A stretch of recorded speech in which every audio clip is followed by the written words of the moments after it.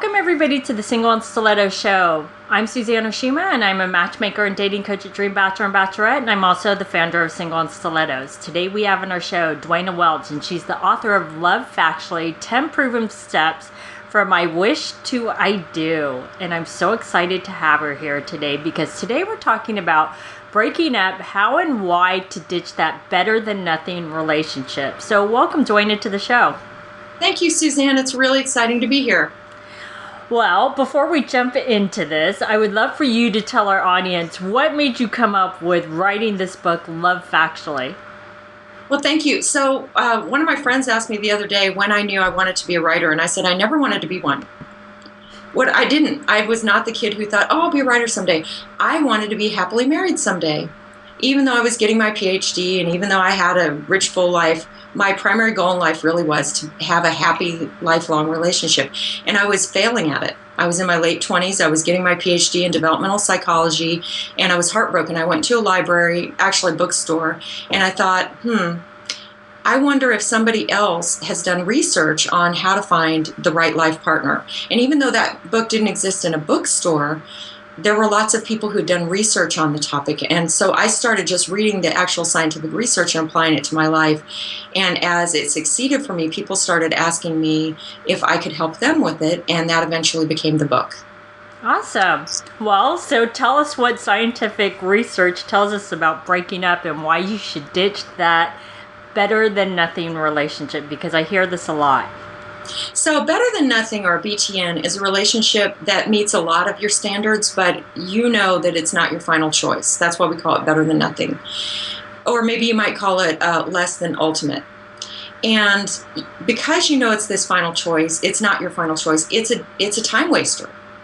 People think that they can date their BTN and find the right one, but really it doesn't work out that way, because the BTN actually takes up your motivation for finding the right one.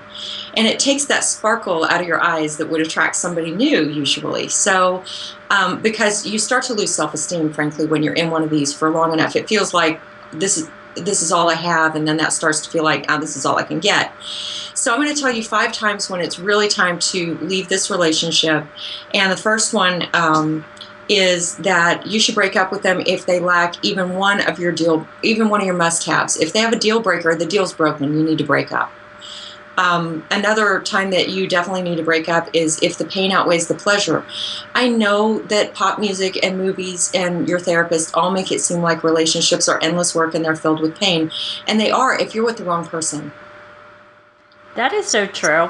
And it's one of those things where, again, it sounds obvious, but I can't tell you how many times I'll be talking to somebody and they're just like in a miserable relationship, but they're too scared to go out there and date again, because it's even more scary to them to actually get out there and try and find someone new.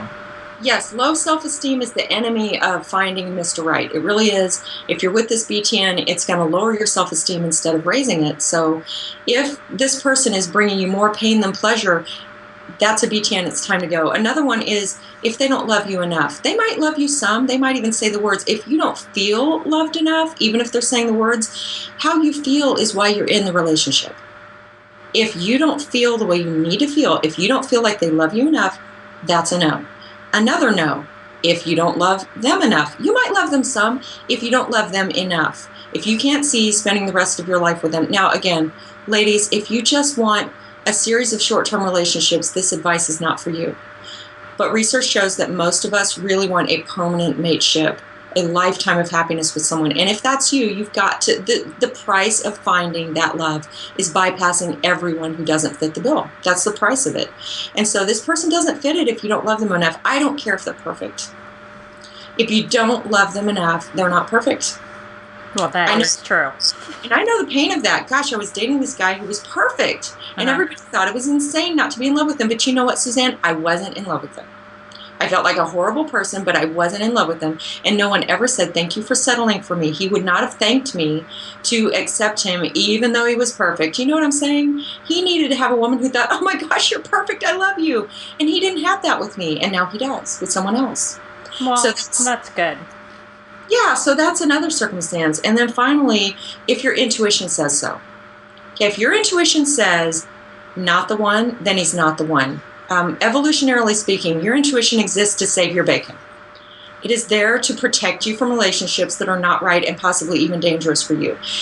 The intuition resides in the right half of the brain, which is non-conscious and does not have language. So it's not going to tell you why you have that feeling that he's not right for you, but you should heed it nevertheless. Okay? So I have a question because I always think that women are so much more intuitive than men. Have you found in your scientific research that women are actually really more intuitive than men? On a love basis, I suspect that's true, although I don't know that it's true. On other bases, men and women are similar. So I just am telling you, my guess is that you're right. I don't know for sure that that's true. The reason I think you're right is that studies show that men are far less logical about choosing a partner than women are. And really, men are in so much less physical danger when choosing a partner than women have historically been. They're not the ones who are likely to be raped or beaten or left for dead or their children violated or any of these things. So my guess is that evolution would have favored a stronger intuition in the sex that's likely to be violated if anyone's going to be violated. But I don't know that that's certainly true. I know that there are self-reports that indicate that that's true. Right. Well, that's a good point. Yeah. So how do you actually break up? Ladies, please don't say, I'll call you and not call him. You know how that feels when they do it to you. Please don't do that. So here's what to do instead. I did a survey. It wasn't a scientific survey, but there weren't any scientific surveys, so I did my own. And I talk about it in the book. And basically, no one, male or female, likes it when you just drop off the face of the earth. That is true. Nobody likes that. It makes them feel very... It's unfinished business, and it makes them feel deeply unsettled. And you don't like it, and so it's not good, emotional, kind, respectful practice to do it to someone else. So here's what you do instead.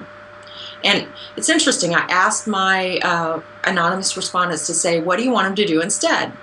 And this is the summation of what they said.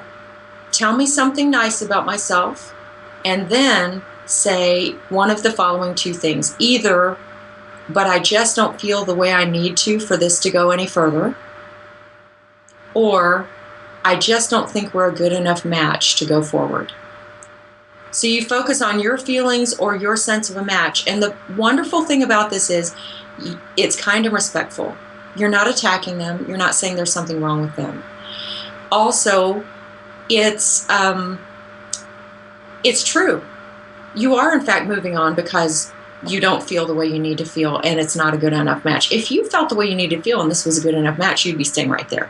Well, that is true. And you know what's funny? I actually tell that to my clients to tell whoever they've just gone even out on a couple of dates with instead of just disappearing, because people hate, like you said, when people just disappear off the face of the earth. And I always say lead with something good and then say what you need to say. And I say exactly that. So that's a great point.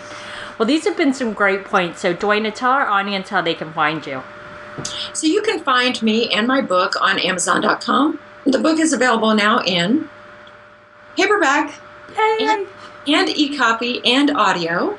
And you can also get a free chapter if you prefer to go directly to my website at lovefactually.co. lovefactually.co. Awesome. Well, thanks everybody for joining us on the Single and Stiletto Show. Our show is available both in video format and podcast format. If you like to get the videos, you can go to singleandstilettos.com. And if you like to get the podcast, you can download it from iTunes. If you would like to get our free ebook on the 3 secrets guaranteed to attract any man based on scientific research, you can click right here on the video, or you can go to singleandstilettos.com.